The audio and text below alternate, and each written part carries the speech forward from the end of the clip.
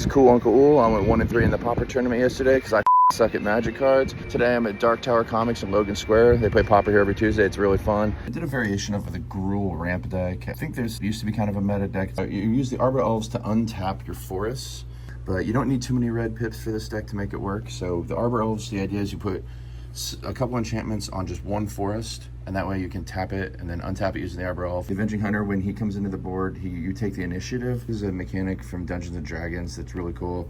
You move through it during your upkeep, so start by drawing a land, adding counters. Then there's ways to cheat stuff out, like the Throne of the Dead 3 cheat stuff out, but also I use the Boarding Party, which is a 6-pip Cascade card. And then basically the other big function of this is you want to create Eldrazi spawn tokens.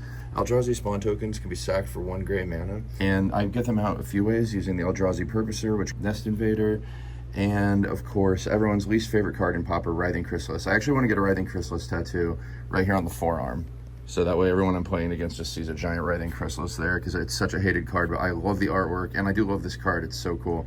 Basically, whenever an Eldrazi spawn, or any Eldrazi is sacked, you put a +1/+1 counter on yours. I love counters, that's why I'm Cool Uncle Ool. Using these, you create these Eldrazi spawns. You can use them to chump block, but then sacrifice them after they're declared as a blocker, which boosts this. I have these Nyxborn Hydras in here, which are an X spell. Ideally, what you could do is sack a bunch of spawns to create then higher X and pump the Writhing Chrysalis at the same time that you're pumping the Hydras. I cast this for its bestow cost, which does remove, it's 2 green with the X, so it does take up 1 mana. What happens then, this attaches as an enchantment to a creature. So the idea of the deck, and there is a couple, these Malevolent Rumbles also create a Eldrazi spawn token, kind of gives you a little bit of card advantage too, which is cool.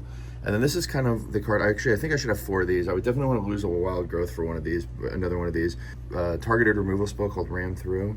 You deal damage, from one of your creatures to another one, but if that has trample, the damage does go through to the person you're playing against. So all in all, though, I didn't really do well with this deck. Like I said, it was a really sweaty tournament, and I'm not that good of a player yet, but I also don't see anyone else playing it. So what would you do to improve this deck? What do you think? Like, I think losing those Wild Growths might be cool. Losing the Nest Invaders, maybe another Ramp Through, but I've seen someone do a Gruul thing with land destruction. Does anyone know about that? Maybe something like that I should try, I don't know. But anyway, I don't mind taking my L's. You learn a lot, and it's just part of sucking at Magic cards.